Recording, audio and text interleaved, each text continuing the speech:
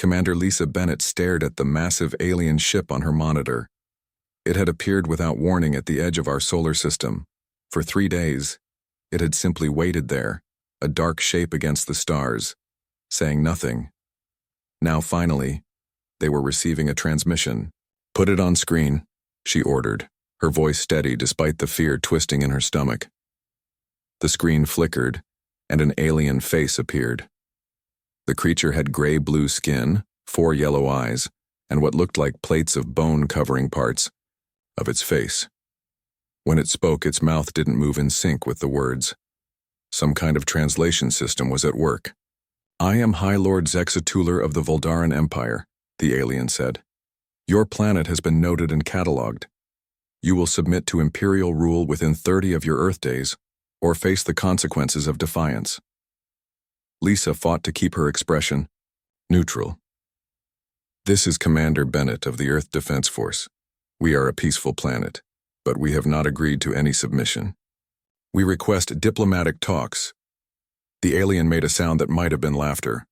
"There are no talks. There is only submission or destruction. 30 days. The transmission cut off. Within hours, every screen on Earth showed the same message, broadcast in all languages. The Voldaran Empire had made its demand known to everyone. President William Harris called an emergency meeting of the United Nations Security Council. Representatives from all nations gathered in New York, their faces grim. "What are our options?" the president asked, looking around the table. General Alan Rivers stood up first. "Sir, I won't sugarcoat this. Their ship is unlike anything we've ever seen. It's at least 2 miles long with technology far beyond ours. If they have a fleet of those—" He didn't need to finish. Ambassador Grace Mitchell spoke next. "We should attempt communication again. Perhaps we can negotiate terms that—" "Negotiate?" General Rivers interrupted. "Did you hear the message? Submit or be destroyed." There's not much room for negotiation there. The room erupted into arguments. Some nations favored immediate surrender to save lives. Others insisted that humanity should never submit, no matter the cost. President Harris raised his hands for silence. "We need more information before we decide. What do we know about this ship, about these Voldarans?" Dr. Samuel Wright, NASA's lead scientist, stepped forward with a tablet. "We've been scanning their vessel since it appeared. Their energy output is massive, and they appear to have some kind of shielding technology that our sensors can barely penetrate." He swiped through several images on his tablet. "However, we sent small, unmanned probes closer to the ship yesterday. The data shows fluctuations in their shield when it's hit with specific electromagnetic frequencies." "A weakness?" General Rivers asked, leaning forward. "Potentially." Dr. Wright nodded. "But we'd need time to develop weapons that could exploit it." "Time we don't have," the president said quietly. He stood up and looked around the room. "I need options on my desk in 48 hours. Military response, diplomatic approach, and yes, even terms of surrender. I want all possibilities explored. Until then, we tell the public the minimum necessary to prevent panic." As the meeting broke up, Lisa approached Dr. Wright. "Those shield fluctuations, could they really be a weakness?" The scientist ran a hand through his thinning hair. "Maybe. Their technology is incredibly advanced, but it's still bound by the laws of physics if we can find the right frequency." He looked up at her. "It's a long shot, Commander." "Long shots are all we have right now," she replied. The next week passed in a blur of activity. Nations around the world secretly mobilized their military forces while publicly maintaining calm. Scientists worked around the clock studying the alien vessel. Meanwhile, 3 more Voldaran ships arrived, positioning themselves around Earth's orbit like silent watchers. In his lab at NASA, Dr. Wright had barely slept in days. He and his team had been analyzing the data from the probes non-stop. "I think we've got something," he told Commander Bennett when she visited. "Their shields operate on an oscillating frequency. If we time it right and hit them with the exact counter frequency, we might be able to create a momentary gap." "How momentary?" she asked. "Seconds at most, but it might be enough to get a missile through," he replied. Lisa took this information to General Rivers, who immediately began working with weapons specialists to modify existing missiles with the new counter-frequency technology. On day 21, President Harris addressed the United Nations General Assembly. The room was packed, and billions watched on screens around the world. For 3 weeks we have faced an unprecedented threat, he began. An alien empire has demanded our submission. They have given us no terms beyond complete surrender, no assurances for our people, our cultures, our way of life. He paused, looking around the room. I have consulted with leaders from every nation. We have explored every option, every possible path forward. And today I deliver Earth's united response to the Voldaran Empire. The president straightened his shoulders. Humanity submits to no one. We will not surrender our freedom, our dignity, or our right to chart our own destiny among the stars. A murmur ran through the assembly. Some looked afraid. Others nodded in grim determination. We face an enemy with superior technology and unknown numbers, the president continued. The odds may be against us. But throughout history, humanity has faced impossible odds and prevailed. We have overcome plagues, ice ages, and our own worst impulses. His voice grew stronger. We stand united as one planet, one people. If the Voldarans want Earth, they will have to fight for it. And they will find that humans do not surrender easily. The assembly erupted in applause and cheers. When the noise died down, President Harris concluded, "We have 9 days until their deadline. We will use every second to prepare. This will be humanity's finest hour." That night, Commander Lisa Bennett stood on the roof of the EDF headquarters, looking up at the stars. She could just make out the faint lights of the Voldaran ships in orbit. "Are we doing the right thing?" she asked Dr. Wright, who stood beside her. He sighed. "I don't know. But from what we've learned about the Voldaran Empire, planets that submit don't fare well. Their people become little more than slaves." "Then we fight," Lisa said firmly.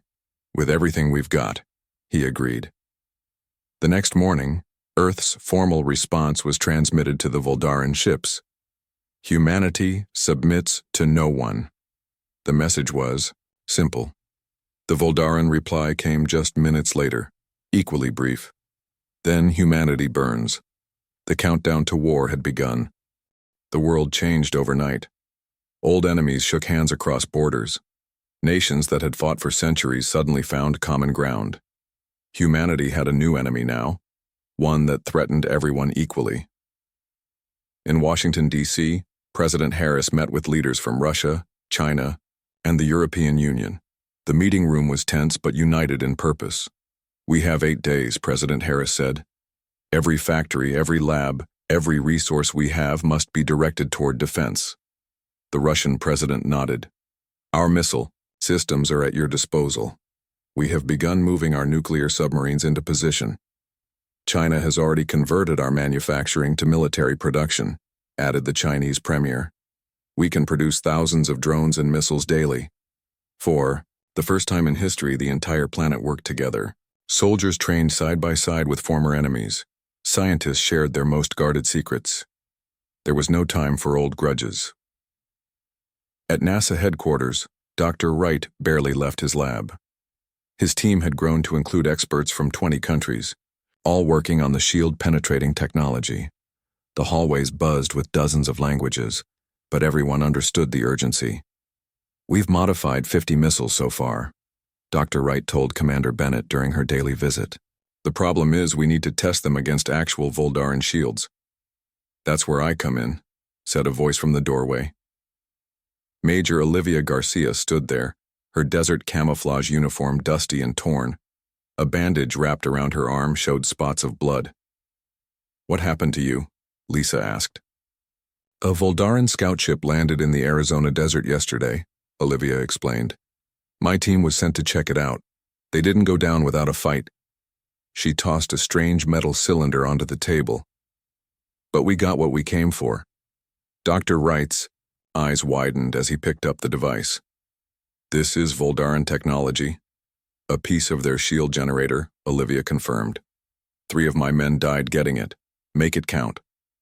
With the alien technology in hand, Dr. Wright and his new research partner, Dr. Daniel Cooper from MIT, made rapid progress. They discovered that the Voldaran shields operated on principles similar to Earth's experimental force fields, but far more advanced. "It's like they're 100 years ahead of us," Dr. Cooper said, examining the device. "But the basic physics is the same. If we can match the oscillation frequency and then hit it with a reverse pulse, we might create a temporary gap," Dr. Wright finished. "But we'd need precise timing."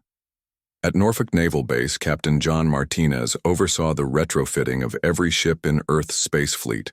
The fleet was small, just 12 vessels designed for near-Earth operations and moon missions, but they were humanity's first line of defense. "These ships weren't built for combat," he told his engineers, "but they're all we have. Install the new weapon systems, strip out everything non-essential, and reinforce the hulls as much as possible." The men and women worked day and night, converting scientific vessels into warships. Similar scenes played out at space centers in Russia, China, and Europe.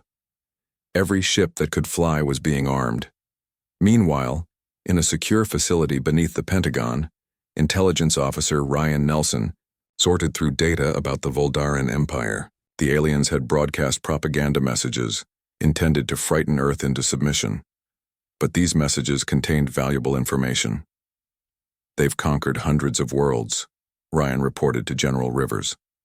"Their empire spans at least a quarter of our galaxy. But look at this." He pointed to a star map. "Several star systems appear in early records, then disappear from later ones. No explanation given." "Destroyed?" the general asked. "Maybe, or maybe they broke free somehow." Ryan zoomed in on one system. This one, Arcturus, was listed as under Imperial control for decades, then suddenly marked as lost to spatial anomaly. But the star itself is still there. "Find out what happened to those systems," General Rivers ordered.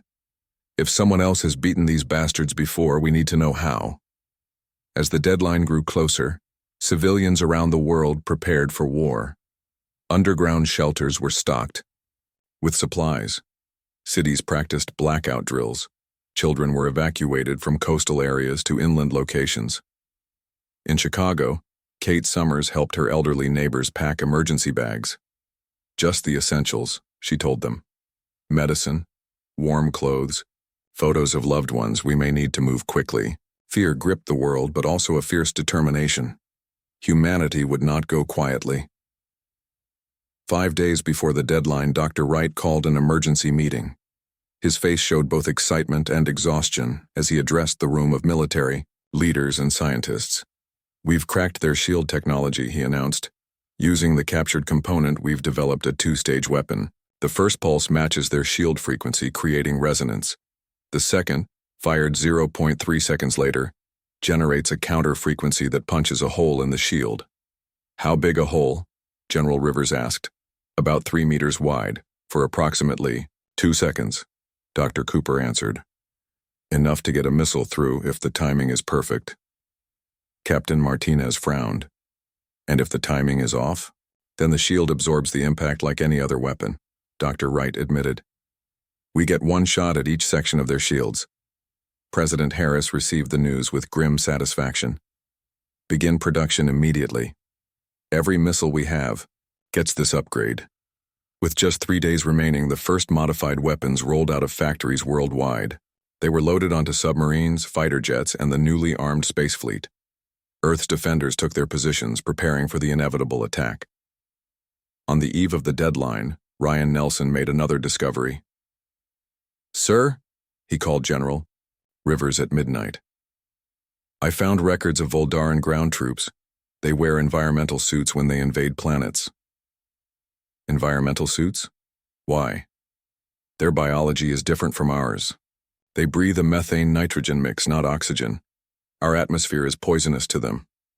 The general's eyes widened. "So they can't just walk around on Earth. They need suits, or they need to change our atmosphere." "Exactly. And those suits could be vulnerable." This information was quickly distributed to military commanders worldwide. If the Voldarans landed troops, their environmental suits would become priority targets. The final day arrived. Around the world, people gathered in homes, shelters, and churches. Many prayed. Others simply held loved ones close. In Times Square, a massive countdown clock ticked away the final hours until the Voldaran deadline. Aboard the EDF command ship Freedom, Commander Lisa Bennett addressed her crew. Tomorrow, we face an enemy unlike any humanity has encountered before. They have demanded our surrender. Instead, they will discover our strength. In orbit above Earth, the Voldaran ships began to move, taking up attack positions. More ships emerged from what appeared to be a tear in space, a fleet of over 50 vessels, led by a massive dreadnought. The voice of Voldaran Commander Kragvor boomed through all communication channels. Your time has expired. Prepare for subjugation. Earth's response came from 1,000 missile silos, submarine launch tubes, and fighter jets rising into the sky. Humanity had made its choice. The war for Earth had begun. The sky lit up with fire. Thousands of missiles streaked upward from Earth toward the Voldaran ships. Commander Kragvor watched from the bridge of his dreadnought and laughed. Primitive weapons, he told his officers. Our shields will hold. The first wave of missiles struck the Voldaran shields and exploded harmlessly, just as Kragvor predicted. But he stopped laughing when the second wave hit. These missiles came in pairs.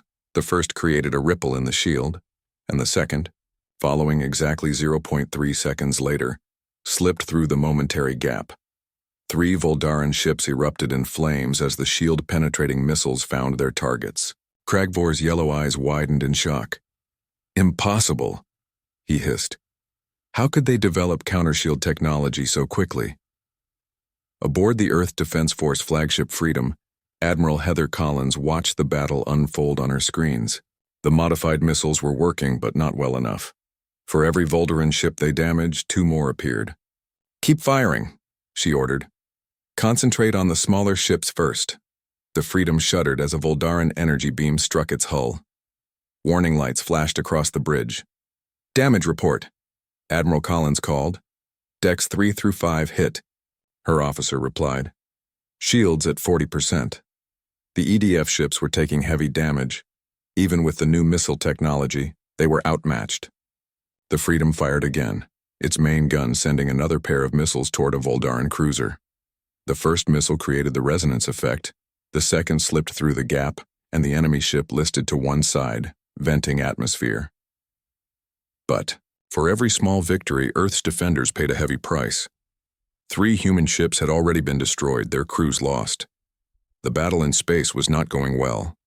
On Earth, people watched the space battle through telescopes and live feeds from military satellites. They saw flashes of light as ships fired at each other and the bright explosions when vessels were hit. Many prayed for Earth's defenders. Suddenly, parts of the Voldaran fleet broke away from the space battle. Hundreds of smaller ships descended toward Earth's surface. They're sending in landing parties, General Rivers announced in the Pentagon Command Center. All ground forces, prepare for invasion. In cities around the world, soldiers and civilians alike readied themselves for battle. The Voldaran landing ships targeted major population centers: New York, Beijing, London, Moscow, Cairo. In Chicago, Major Olivia Garcia and her Special Forces team watched from the roof of Willis Tower as 5 Voldaran ships descended toward the city center. Each was about the size of a passenger jet. Remember your training, she told her soldiers. Target their environmental suits, make every shot count. The Voldaran ships landed in Grant Park. Their doors opened, and alien soldiers emerged. They were tall, with 4 arms and gray-blue skin. Each wore a sealed suit with a clear helmet, showing their 4 yellow eyes and plated faces. They carried weapons that fired beams of energy rather than bullets. Major Garcia's team wasn't waiting for the aliens to establish a foothold. They had positioned themselves in buildings surrounding the park. As soon as the Voldarans emerged, human snipers opened fire. The first shots aimed at the aliens' helmet seals. 3 Voldarans fell immediately, their suits punctured, gasping, as Earth's oxygen-rich air poisoned them. The others took cover and returned fire, their energy weapons burning through concrete and metal. Move to position Beta, Olivia ordered her team. Don't stay in one place. All across Chicago, similar. Battles raged. The Voldarans had superior weapons, but the humans had numbers and knowledge of the terrain. Most importantly, they were fighting for their homes. In New York, London, and other cities, the pattern repeated. Voldaran troops landed expecting easy victories against primitive opponents. Instead, they found determined resistance from soldiers and armed civilians alike. Humans used guerrilla tactics, striking quickly and then melting away into buildings and tunnels. Back in space, Admiral Collins received reports of the ground invasions. "We need to take out their command ship," she told Captain Martinez, whose vessel had joined up with the Freedom. "If we can disrupt their communications, the ground forces might lose coordination." "The dreadnought is heavily shielded," Martinez pointed out. "We'd need dozens of missiles to break through." "Then we'll use dozens," Collins replied. She opened a channel to all remaining Earth ships. "All vessels, target the Voldaran dreadnought. Fire everything you have on my mark." 12 Earth ships, all that remained of the original fleet, moved into position. They had taken heavy damage, but their weapons were still operational. At Collins' signal, they fired every missile they had left. Hundreds of paired missiles streaked toward the massive Voldaran dreadnought. The first wave created resonance patterns across its shields. The second wave sought the gaps. On the dreadnought's bridge, Kragvor saw the incoming attack. "Evasive maneuvers," he ordered, but the massive ship was too slow to turn in time. Missiles struck the dreadnought from multiple directions. Most were stopped by the shields, but enough got through to cause serious damage. Explosions rippled along the ship's hull. Kragvor steadied himself as his bridge shook. "Return fire. Destroy them all." The dreadnought's main weapon, a massive energy cannon, powered up. It fired a beam of blinding light that cut through space toward the Freedom.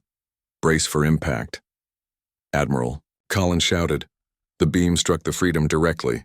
The ship's shields failed instantly, and the beam cut through the vessel's midsection. Emergency bulkheads slammed shut as the ship began breaking apart. "Abandon ship," Collins ordered. "All hands to escape pods." As the Freedom's crew raced for the escape pods, Collins remained on the bridge, coordinating the evacuation. Captain Martinez's ship moved in to provide cover fire and rescue survivors. On Earth, Dr. Wright watched the battle from NASA's control center. The space battle was going badly, but he had noticed something important. "The Voldaran troops are having to return to their ships every few hours," he told General Rivers over a secure line. "Why?" the general asked. "I think they're environmental. Suits have limited air supplies," Wright explained. "They can't stay in our atmosphere indefinitely." This information went out to all defense forces. Resistance fighters began targeting the Voldaran's landing ships, making it harder for them to resupply their air. In Chicago, Major Garcia's team set explosives around a Voldaran ship while its crew was out fighting. When the aliens returned, for fresh air, they found their ship in flames. "They're getting desperate," Olivia told her team as they watched Voldarans in failing suits collapse in the street. "Keep the pressure on." By the end of the first day of battle, both sides had taken heavy losses. Most of Earth's space fleet was destroyed. Cities around the world burned from Voldaran energy weapons. But the aliens had lost ships too, and their ground forces were struggling against unexpectedly fierce resistance. In orbit, Commander Kragvor surveyed the damage to his fleet. These humans were supposed to be easy prey. Instead, they had destroyed 7 Imperial vessels and damaged many more. For the first time, he felt something he hadn't expected: doubt. The war for Earth had only just begun, and already it was not going according to plan. 3 days into the war, Earth's situation looked grim. The space battle had left only 4 human ships operational. Cities worldwide were under attack. Millions of people had fled to underground shelters. But humanity continued to fight. Captain Martinez, now commanding Earth's remaining space forces after Admiral Collins' death, positioned his vessels behind Earth's moon, using it as cover from Voldaran attacks. "We can't win a direct fight," he told his officers. "We need to be smarter." As they planned their next move, the radar operator called out, Captain, unknown ship approaching from Sector 7. Martinez tensed.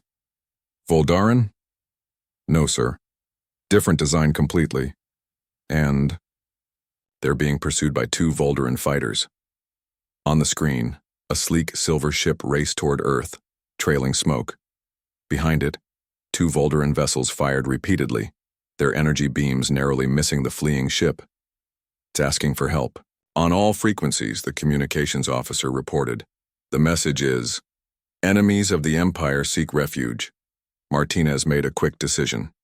Move to intercept, protect that ship. His vessel, the Defiance, broke cover from behind the moon and fired at the pursuing Voldarans.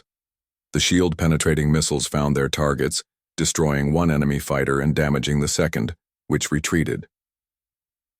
The silver ship, still, smoking from multiple hits, changed course toward the Defiance. Martinez ordered his crew to prepare for possible tricks. This could be a Voldaran trap. The ship drew alongside, and a transmission came through. The face on the screen wasn't Voldaran. It had bluish skin, but with 2 eyes and a more human-like appearance. Thank you for your assistance, the alien said in slightly accented English. I am Ambassador Trelna of the Arxian Collective. We have been monitoring your conflict with the Voldaran Empire with great interest. Martinez studied the alien carefully. Why were they chasing you? Because the Empire fears what we bring you, Trelna replied. Knowledge, technology, hope.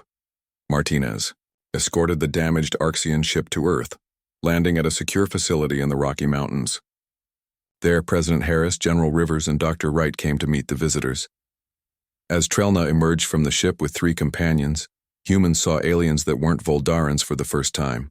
The Arxians were tall and slender with blue-tinted skin and large expressive eyes. They wore simple clothing rather than battle armor. We represent the Arxian Collective, Trelna explained once they were seated in a conference room. We are an alliance of species who have escaped Voldaran rule.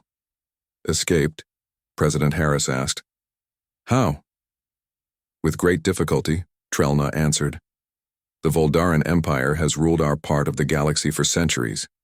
They conquer worlds, strip them of resources, and enslave populations. But 6 of our worlds managed to break free 40 Earth years ago. This explained the missing systems that Ryan Nelson had discovered in the Voldaran records. The Arxians hadn't been destroyed. They had liberated themselves. Since then, we have hidden in a remote region of space. Trelna continued. We've built our strength and developed technologies to counter Voldaran weapons. We've been watching for other species who might join our fight. General Rivers leaned forward. And you think we're those species? We're barely holding our own. Trelna's expression showed what might have been a smile. You have done more than hold your own, General. You've surprised them. The Empire expected your surrender, not resistance, and certainly not effective resistance. The Arxian touched a device on his wrist and a hologram appeared showing the battle in space. In 3 days, you've destroyed 11 Voldaran ships and damaged 20 more. No newly encountered species has ever inflicted such losses. Dr. Wright spoke up. We found a weakness in their shield technology. Impressive, Trelna nodded. We have developed similar countermeasures, but it took us years. You did it in days. President Harris got to the point. What exactly are you offering us, Ambassador? An alliance, Trelna replied. We can provide advanced technology, tactical information about Voldaran weaknesses, and eventually, military support. In return, we ask that when you defeat the invasion force, you join us in the larger fight against the Empire. The humans exchanged glances. It seemed too good to be true. Why would you risk coming here? Martinez asked suspiciously. Why not wait until we'd won or lost on our own? Trelna's expression grew serious. Because of what the Voldarans really want from Earth, not just conquest, they want you. What do you mean? President Harris demanded.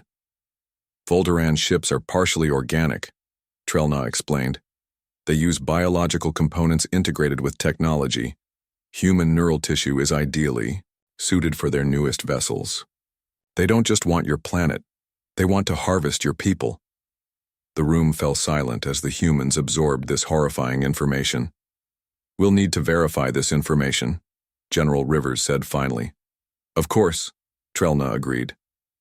In the meantime, we've brought shield disruption technology far more effective than your current weapons, and plans for a device we call the Nullifier, which can disable Voldaran neural systems across a wide area. While the military leaders continued talking with the Arxians, Ryan Nelson received an urgent assignment. He would infiltrate a Voldaran command ship to confirm Trelna's claims about the Empire's true intentions. With the help of Arxian stealth technology, a suit that bent light around the wearer, Ryan was transported to a damaged Voldaran cruiser that had landed for repairs outside Boston. He slipped aboard while Voldaran troops were distracted by a diversionary attack led by local resistance fighters. Inside the ship, Ryan moved silently through dark corridors.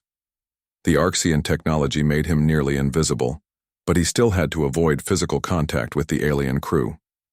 He reached the ship's data center and connected a translation device to the Voldaran computer system. What he found confirmed Trelna's warning, and worse. The Voldarans didn't just plan to harvest humans for their neural tissue. They intended to process Earth's entire population, keeping only a small number as breeding stock for future harvests. Ryan downloaded as much data as he could and prepared to leave when alarms suddenly blared throughout the ship. His presence had been detected. Voldaran security troops rushed toward the data center. Using the confusion of the alarm, Ryan slipped past the first wave of troops.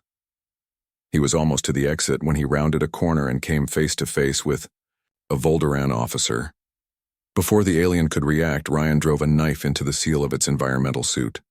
The Voldaran collapsed, gasping in Earth's toxic-to-them atmosphere.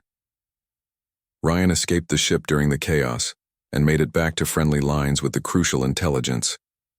Meanwhile, Dr. Wright and Dr. Cooper worked with Arxian scientists to develop the Nullifier weapon. It would send out a specific electromagnetic pulse designed to disrupt the organic components of Voldaran technology without harming Earth equipment.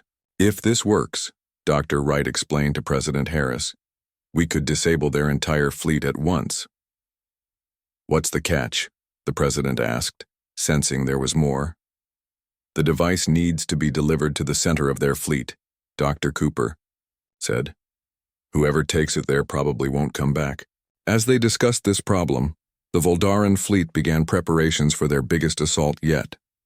Hundreds of fresh ships emerged from space portals, joining the invasion force. Commander Kragvor had requested reinforcements, and the Empire had responded. Earth's defenders watched with growing dread as the massive armada assembled in orbit. The war had reached its critical moment, and humanity's time was running out. The sky above Earth darkened as thousands of Voldaran ships moved into attack position. This was no longer just an invasion force. It was an armada meant to crush all resistance. Commander Kragvor had called in the Empire's full might. In the underground command center beneath the Rocky Mountains, President Harris met with Earth's military leaders and their Arxian allies. The mood was grim. The Nullifier device is our only hope, Dr. Wright explained. But it's only at 70% completion. How long until it's ready? General Rivers asked. 2 days, maybe 3. Captain Martinez shook his head. We don't have 2 days. The Voldarans are positioning for a full-scale attack right now. Ambassador Trelna studied the tactical displays showing the enemy fleet. Can the device function at 70%? Dr. Wright and Dr. Cooper exchanged looks. Theoretically, yes, Dr. Cooper said. But its range would be limited, and there's a higher risk of failure. We have no choice, President Harris decided. We deploy what we have. The plan was desperate but simple. Earth's remaining ships, along with 2 Arxian vessels, would form a defensive perimeter around the launch platform for the Nullifier. Captain Martinez would pilot the delivery ship, a small, fast vessel carrying the device into the heart of the Voldaran fleet. As preparations for the mission began, Major Olivia Garcia arrived with her Special Forces team. They had fought their way out of Chicago, which was now mostly under Voldaran control. My team will provide ground security for the launch site, she told General Rivers. The Voldarans know something's happening here. They've been sending scout ships to this area. We're counting on you, Major, the general replied. If they reach the platform before launch, it's all over. While the military prepared, Dr. Wright made final adjustments to the Nullifier, The device looked surprisingly simple, a silver sphere about the size of a beach ball, covered in intricate patterns that pulsed with blue light. The Arxian technology is remarkable, he told Dr. Cooper as they worked. It interfaces directly with the organic components of the Voldaran ships. Will it really work? Dr. Cooper asked quietly. It has to, Wright replied. Dawn broke on what might be humanity's last day of freedom. The Voldaran fleet began its advance, descending closer to Earth's atmosphere. Their energy weapons fired in unison, burning through clouds and striking cities worldwide. At the same time, Voldaran ground forces launched attacks on key military installations, including the Rocky Mountain base. Major Garcia's team engaged them at the perimeter, fighting to keep the aliens away from the launch platform. They're targeting this facility specifically, Olivia reported as her soldiers exchanged fire with Voldaran troops in the pine forest surrounding the base. They must know about the nullifier. Inside the facility, Captain Martinez prepared for his mission. The chances of survival were practically zero, but he accepted this without complaint. As he checked his ship's systems one last time, President Harris approached. "You understand this is likely a one-way trip," the president said. Martinez nodded. "For Earth, sir." "For Earth," Harris echoed, shaking the captain's hand. The nullifier was loaded onto Martinez's ship as the battle raged outside. Major Garcia's forces were being pushed back toward the base perimeter. They needed to launch now. "All personnel prepare for emergency launch," General Rivers ordered over the base communication system. "Captain Martinez, you are cleared to depart." Martinez's ship rose from its underground hangar, accelerating hard into the sky. Earth's remaining defense vessels moved to escort positions, along with the two Arxian ships. They would try to clear a path through the Voldaran fleet. The small group of ships met the first wave of Voldaran attackers in the upper atmosphere. Energy beams and missiles crossed paths in the sky. 2 human ships were destroyed immediately, but the others pressed on, firing shield-penetrating missiles to clear a route. Martinez pushed his ship to maximum speed, aiming for the center of the Voldaran fleet where the massive dreadnought commanded by Kragvor waited. The nullifier needed to detonate there to reach as many enemy vessels as possible. On the dreadnought's bridge, Kragvor watched the approaching ships with suspicion. "They're planning something," he told his officers. "All ships focus fire on the small vessel in the center." Voldaran energy beams converged on Martinez's ship. His shields failed, and the hull began to melt under the intense heat. Systems failed, one by one, but he kept going, pushing the engines beyond their limits. "Not going to make it to the dreadnought," he reported back to Earth Command, his transmission breaking up. "Activating the nullifier now." In the command center, Dr. Wright shouted, "No, it needs to be closer to the center of their fleet." But Martinez had no choice. His ship was breaking apart around him. He reached for the activation panel and pressed his palm against it. The nullifier began to hum, its blue patterns glowing brighter. In that moment, an Arxian ship appeared alongside Martinez's failing vessel. A transport beam activated, pulling both Martinez and the nullifier aboard seconds before his ship exploded. "This is Ambassador Trelna," came the transmission. "We have Captain Martinez and the device. We will complete the mission." The Arxian ship accelerated toward the Voldaran dreadnought, absorbing tremendous fire. Its advanced shields held just long enough to reach the center of the enemy fleet. Trelna's voice came through once more. "For freedom." The nullifier activated, sending out an expanding wave of energy specifically calibrated to the Voldaran bio-neural technology. The wave passed through conventional matter, but disrupted the organic components of the Voldaran ships. Throughout the fleet, ship systems failed. Weapons powered down. Engines stopped. The massive dreadnought drifted helplessly, its lights flickering and dying. "Now," General Rivers ordered, "all remaining ships attack." Earth's defenders, joined by the surviving Arxian vessel, launched everything they had at the disabled Voldaran fleet. Ship after ship erupted in flames as missiles struck their unpowered shields. On the ground, the effect was just as dramatic. Voldaran troops suddenly found their weapons and communication systems dead. Their environmental suits, which also relied on bio-neural interfaces, began to fail. Major Garcia's forces quickly gained the upper hand. Commander Kragvor watched in disbelief as his mighty fleet drifted powerless. He had never imagined defeat, especially not at the hands of such a primitive world. When his bridge was breached, by boarding parties from Earth's ships, he finally understood the error of his empire's judgment. "The era of your empire's unchallenged reign is over," President Harris told him when the Voldaran commander was brought before Earth's leaders. In the days that followed, the remaining Voldaran forces retreated in disarray. The nullifier's effect was temporary, but it had lasted long enough to change the course of the war. Captain Martinez, rescued by the Arxians, became a hero to both species. As Earth began to rebuild, Ambassador Trelna proposed a new alliance, a coalition of free worlds to stand against the Voldaran Empire. Humanity would no longer fight alone. 1 month after the invasion began, President Harris addressed the first meeting of this new Galactic Council. Representatives from Earth and 6 Arxian worlds gathered to plan the liberation of other planets under Imperial rule. When the Empire demanded submission, Harris told them, humanity answered with fire. That fire will now spread throughout the galaxy, lighting the way to freedom for all people, of all worlds. The war wasn't over. It had only just begun. But now, for the first time, the Voldaran Empire faced an enemy it could not easily crush. The spark of resistance had been lit, and it would soon become a flame that even the mighty Empire could not extinguish.